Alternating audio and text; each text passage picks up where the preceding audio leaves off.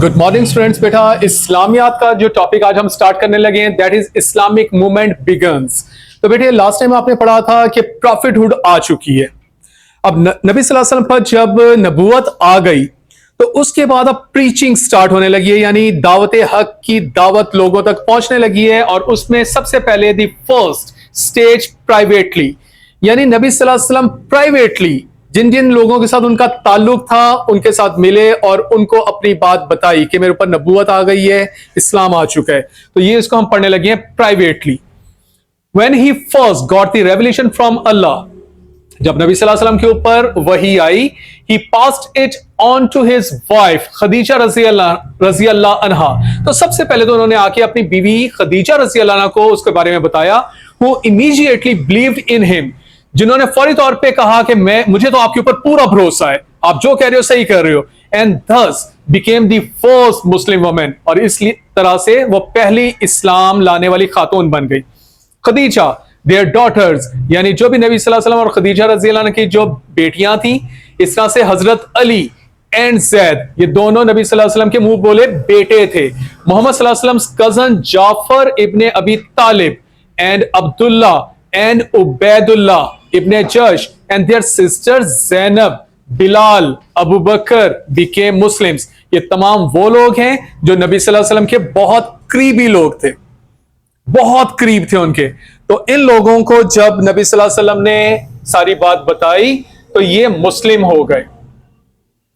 But his uncles Abbas and Hamza, इन दोनों का बेटे आपने बार बार पढ़ा है कि हजरत अब्बास ने उनको फाइनेंशियली यानी कारवांस को अरेंज करना सिखाया था, और हजरत हमजा ने उनको अपनी जो स्किल्स वगैरह के अंदर यानी तीरंदाजी तलवारबाजी वगैरह में एक्सपर्ट किया था।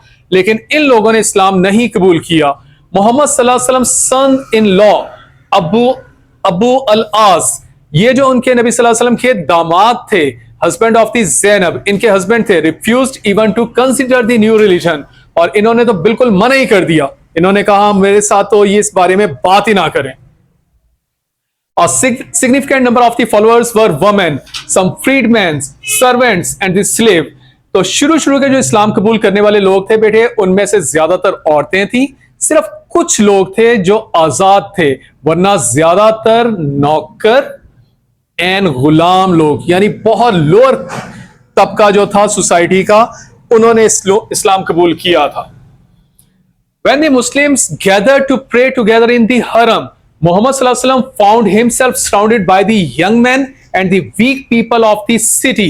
जब ये सारे लोग खाना काबा के अंदर इबादत के लिए इकट्ठे होते थे, तो जब नबी सल्लल्लाहु अलैहि वसल्लम अपने इर्द गिर्द यूं करके देखते थे तो वो ये पाते थे कि यहाँ तो बहुत यंग लोग हैं, यानी छोटी उम्र के बच्चे लोग हैं, जिनमें हजरत अली, हजरत ज़ैद शामिल हैं, या फिर कमजोर लोग शामिल हैं, यानी औरतें। बेटे उस सोसाइटी में औरत की कदर नहीं थी बिल्कुल, उसको तो ऐसे ही मार देते थे। यहाँ फिर गुलाम लोग शामिल थे इस्लाम लाने वालों में। तो नबी सल्लल्लाहु अलैहि वसल्लम अपने इर्द गिर्द देखते थे, वो देखते थे कि यहाँ तो बच्चे बच्चे हैं, या फिर वो बड़े कमजोर किस्म के लोग उनके इर्द गिर्द इकट्ठे होते थे। मोहम्मद सल्लल्लाहु अलैहि वसल्लम welcome them into his little company, लेकिन नबी सल्लल्लाहु अलैहि वसल्लम ने उनको खुश आमदीद कहा।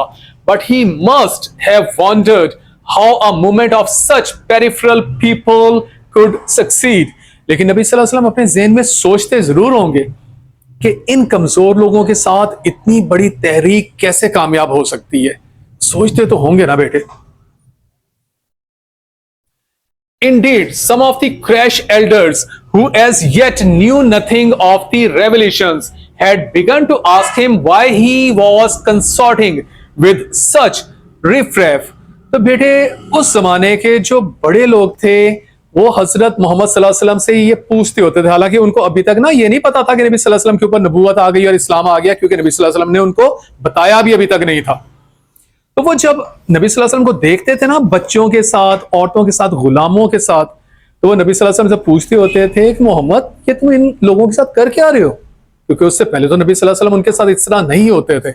इससे पहले मिलते थे लेकिन इतना फ्रीक्वेंटली नहीं मिलते थे, लेकिन अब तो फ्रीक्वेंटली मिलना शुरू हो गए। तो वो लोग, वो जो बड़े थे वो नबी सल्लल्लाहु अलैहि वसल्लम पूछते थे कि तुम इनके साथ क्या कर रहे हो भाई, क्या हो क्या रहा है। He didn't speak about it to many people. लेकिन नबी सल्लल्लाहु अलैहि वसल्लम अभी बहुत सारे लोगों को इस बारे में नहीं बता रहे थे नबूवत के बारे में. This phase may be called private preaching. और इस फेज को यानी ये जो मुद्दत थी जिसके अंदर ये सब कुछ हो रहा था उसको प्राइवेट प्रीचिंग का नाम दिया गया था. As only his family and closest friends knew about it. क्योंकि नबी सल्लल्लाहु अलैहि वसल्लम ने सिर्फ अपने घर वालों को और अपने बहुत करीबी दोस्तों को इसके बारे में बताया था. This continued for the next 3 years. और ये मामला 3 साल तक चलता रहा था. About 40 people became Muslims during this time. और इन 3 सालों में यानी प्राइवेट प्रीचिंग के अंदर तकरीबन 40 लोगों ने इस्लाम कबूल किया.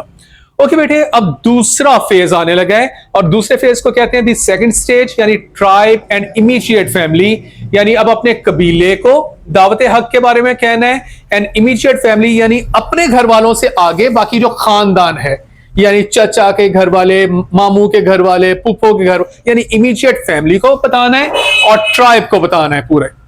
तो अब क्या होने लगा? दी होली प्रॉफिट सल्लल्लाहु अलैहि वसल्लम received instruction from Allah to publicly preach the divine message. नबी सल्लल्लाहु अलैहि वसल्लम के ऊपर वही आई. अल्लाह ने नबी सल्लल्लाहु अलैहि वसल्लम से कहा कि अब इस पैगाम को पब्लिकली बताओ, यानी जाओ लोगों के अंदर खुल के बताओ अब. और उसको सूरह अल शूरा के अंदर इन अल्फाज में कहा गया है, एंड वॉर्न योर नियरेस्ट किनफॉक, कि अपने करीबी अजीजों को वॉर्न करो यानी खबरदार करो. The Holy Prophet सल्लल्लाहु अलैहि वसल्लम invited about 40 notables from Banu Hashim. ये देखें नबी सल्लल्लाहु अलैहि वसल्लम ने अपने कबीले के 40 बड़े लोगों को एंड बनु मुतलिब, और बनु मुतलिब इन 2 कबीलों के लोगों को बुलाया to a frugal meal to his house, और अपने घर पे खाने की दावत दी.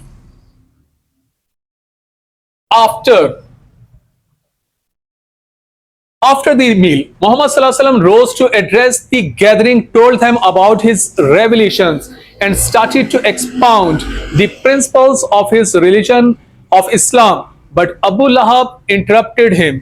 तो खाना खाने के बाद नबी सल्लल्लाहु अलैहि वसल्लम अपनी जगह से खड़े हुए और अपने खानदान वालों को यानी बनु हाशिम और बनु मुतलिब, जिनके बारे में अभी आपको बताया गया, जिनके 40 लोग नबी सल्लल्लाहु अलैहि वसल्लम के घर खाने की दावत पे तशरीफ लाए हुए थे. तो नबी सल्लल्लाहु अलैहि वसल्लम ने अपनी जगह से खड़ा होके उनको अपनी नबूवत के बारे में, वहियों के बारे में, इस्लाम के बारे में बताने के लिए भी कुछ बोलने के लिए स्टार्ट ही हुए थे.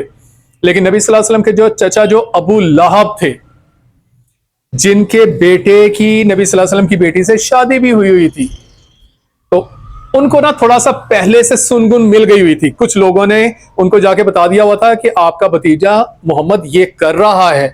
तो उस शख्स ने, अबू लहब ने, नबी सल्लल्लाहु अलैहि वसल्लम को इंटरप्ट कर दिया यानी रोक दिया. उन्होंने कहा मोहम्मद रुक जाओ. He had some notion why the Holy Prophet सल्लल्लाहु अलैहि वसल्लम had invited. क्योंकि उस अबू लहब को पहले से कुछ थोड़ी सी सुनगुन थी कि होली प्रॉफिट सल्लल्लाहु अलैहि वसल्लम ने इन सब को क्यों बुलवाया हुआ है. And spoke so rudely, और उसने इतनी सख्ती से नबी सल्लल्लाहु अलैहि वसल्लम से बात की that the meeting dispersed without the Holy Prophet सल्लल्लाहु अलैहि वसल्लम saying anything regarding Islam. कि नबी सल्लल्लाहु अलैहि वसल्लम अभी कुछ कह भी नहीं पाए थे और उस शख्स ने इतनी बदतमीजी की, इतनी सख्ती से बात की कि वो मीटिंग ही खत्म हो गई. The Holy Prophet सल्लल्लाहु अलैहि वसल्लम maneuvered another meeting the following day and this time managed to finish his presentation. नबी सल्लल्लाहु अलैहि वसल्लम ने उन तमाम लोगों को अगले दिन फिर दावत दी. तमाम लोग तशरीफ लाए और इस दफा नबी सल्लल्लाहु अलैहि वसल्लम को अपनी बात मुकम्मल करने का मौका मिला. In which he declared the oneness of Allah, जिसमें नबी सल्लल्लाहु अलैहि वसल्लम ने तमाम लोगों को अल्लाह एक होने के बारे में कहा, his prophethood, अपनी नबूवत के बारे में बताया, and warned them of the hereafter, और उनको बताया कि जन्नत और दोज़ख एक है, आखिरत है, तो जिसमें जवाबदही होगी. नबी सल्लल्लाहु अलैहि वसल्लम ने इन अल्फाज में फरमाया, no Arab has offered to his nation more precious advantages than those I bring you. नबी सल्लल्लाहु अलैहि वसल्लम ने उनसे कहा कि कोई अरब अपनी कौम के लिए इससे ज्यादा कीमती तोहफा नहीं लेके आया जो मैं आपके लिए लेके आया हूं. I offer you happiness in this world and the life to come. मैं आपके लिए खुशी लेके आया हूं, ना सिर्फ इस दुनिया के लिए बल्कि इससे अगली जिंदगी के लिए भी. Who among you will aid me in this task? और मेरे इस काम में मेरी मदद कौन करेगा? There was an awkward silence and the elders looked at one another in embarrassment. जब नबी सल्लल्लाहु अलैहि वसल्लम ने अपनी ये बात मुकम्मल की तो वो जो 40 लोग आए हुए थे एक ऑकवर्ड साइलेंस, एकदम वहां पे खामोशी हो गई और वो एक दूसरे को शक्ल देखने लगे.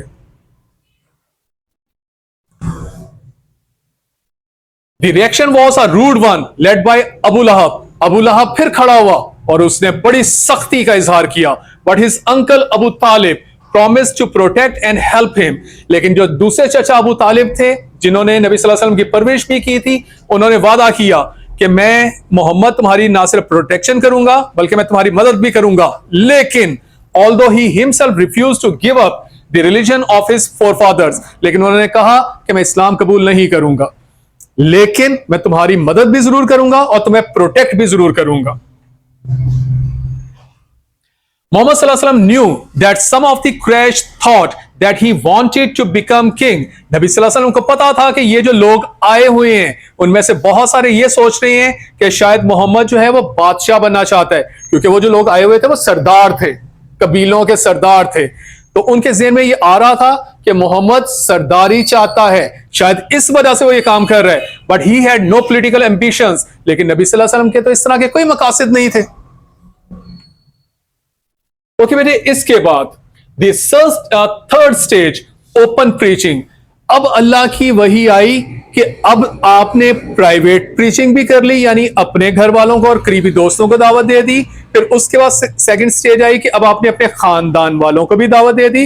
अब तीसरी ये स्टेज आई कि अल्लाह ने नबी सल्लल्लाहु अलैहि वसल्लम से फरमाया कि अब ओपनली, यानी अब जिस बंदे को आप जानते हो उसको भी दावत दो और जिसको नहीं जानते उसको भी दावत दो, यानी ओपन प्रीचिंग करो. अब और इसको ओपन प्रीचिंग का नाम दिया गया था. At this stage Allah directed the holy prophet सल्लल्लाहु अलैहि वसल्लम टू, यानी ये वही नबी सल्लल्लाहु अलैहि वसल्लम के ऊपर आई, राइज एंड वॉर्न, कि उठो और खबरदार करो. And directly and openly approach the general public, कि जाओ डायरेक्ट आम लोगों के अंदर चले जाओ. नाउ द होली प्रॉफिट सल्लल्लाहु अलैहि वसल्लम address the public at large. अब नबी सल्लल्लाहु अलैहि वसल्लम ने खुल के लोगों में जाके प्रीचिंग स्टार्ट की.